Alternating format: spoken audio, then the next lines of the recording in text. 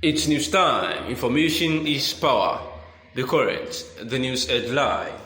Today's headline: some people out to destroy me. Kanu. I will govern Nigeria like a businessman. Sam Ouabonwa. The news in full. Oji Uzo Kalu, the Senate Chief Whip, has claimed that some persons are attempting to derail his presidential campaign in 2003.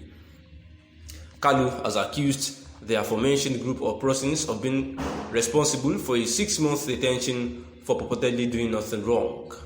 The former Abia State governor alleged on Arise TV that his accusers are people who are envious of his money.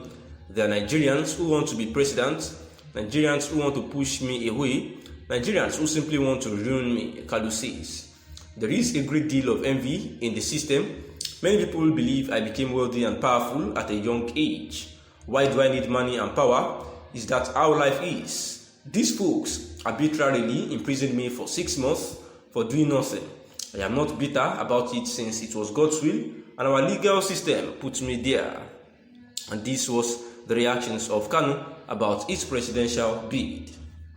Sam Ouabonwa, the president of the Pharmaceutical Society of Nigeria, has stated that he is ready to provide quality leadership to Nigerians and to handle the country affair like a business. This came when he told the People's Democratic Party of his desire to run for president on its ticket in 2023. After meeting with PDP National Chairman Dr. Iyokia Ayu, the party's national secretariat in Abuja on Thursday, Ouabonwa warned against viewing the country's security crisis as sectarian issues, making differences between Nnamdi Kanu, Sunday Igboho, or the killings and kidnapping in other regions of the country. He claims would not solve the country's security problem until they are addressed holistically. Nigerians should not consider age when voting elder leaders, but rather health in body, mind, and spirit, as well as the ability to lead correctly and galvanize the people according to the presidential candidate.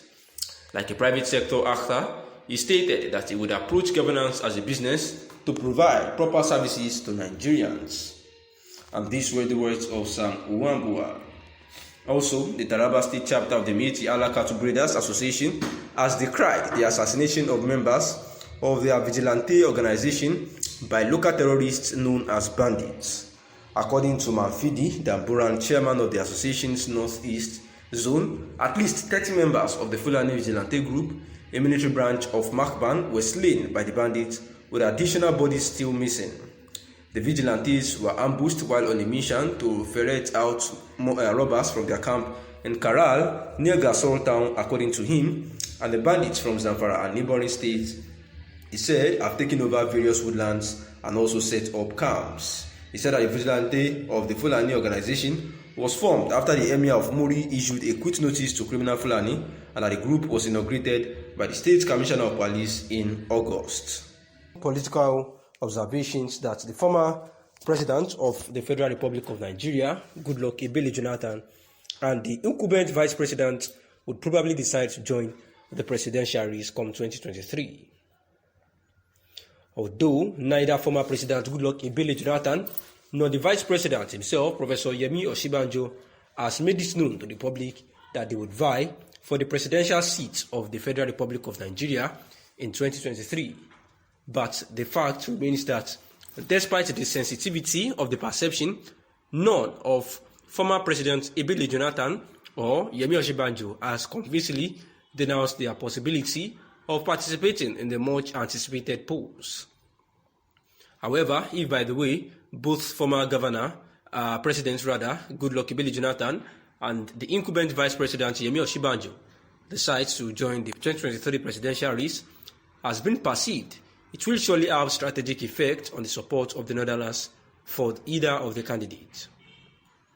While some Northerners may be seeing Professor Yemi Osinbajo as a gentleman who could easily be convinced in the course of playing the likes of Northern politics, former President Goodluck Ebele Jonathan could be seen as an experienced former president who had previously held the position, learned his lessons, and may not want to be played out politically again.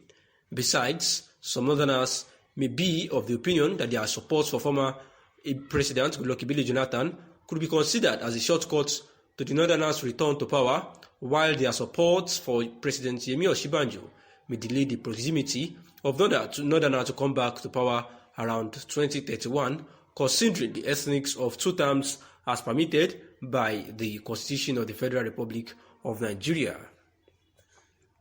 Consequently, there may be higher considerations as regards the issue, where the chances of the Northerners to throw support behind former President Ebele Jonathan is actually high, and if the number of years he would spend in power is put into consideration, they probably will actually support Goodluck Ebele Jonathan. The Buhari-led administration keeps making records in the arming of the Nigerian military, and coming just a few months after it supplied quite a number of mine-resistant ambush-protected MRAP vehicles to the Nigerian army, the Buhari-led administration has recently made another history by supplying another set of CS VP3 Bigfoot MRAP multipurpose armored vehicles to them so as to enhance their conquest of insurgents and other violent criminal groups.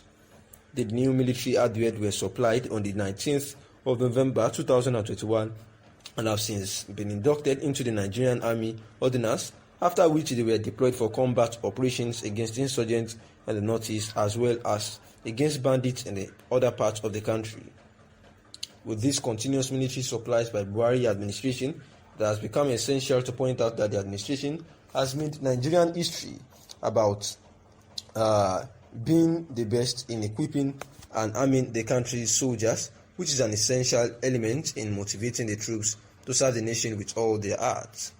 The new artillery guns for Nigerian army to equip and re-energize the military establishment for optimum performance in securing the territorial integrity of the country. President Muhammadu Buhari administration has brought a new set of artillery guns for the Nigerian army, and the new artillery guns were inducted into the armory of the Nigerian army on the 19th of December 2020 at the headquarters of the Nigerian Army School of Artillery, NASA, in Kakia, Kaduna State, after which they were deployed against insurgents and other violent groups in the part of the country. Overall, it is a very patriotic step taken by the Buhari administration in equipping and modernizing the Nigerian military establishment that has suffered long neglect from the previous administration. Out-of-school children figure is witnessing a massive rise of orphans everywhere. We can't travel in peace. The economy is crumbling. People are burnt while traveling. The protesters marched from Audu Bako Secretariat to the Kano government house, where security operatives received the group of protesters, listened to them and promised to take the matter further to the appropriate quarters. Meanwhile, following the recent spike in terror attacks in Sokoto and Katsina states, President Muhammadu Buhari has dispatched a high-level delegation made up of heads of national intelligence and security services to the two states. According to a statement by the President's Senior Special Assistant on Media and Publicity, Garba Shehu, on Friday, Buhari expects the delegation to present an immediate situation report and recommendations on actions to follow to effectively deal with the worrying situation.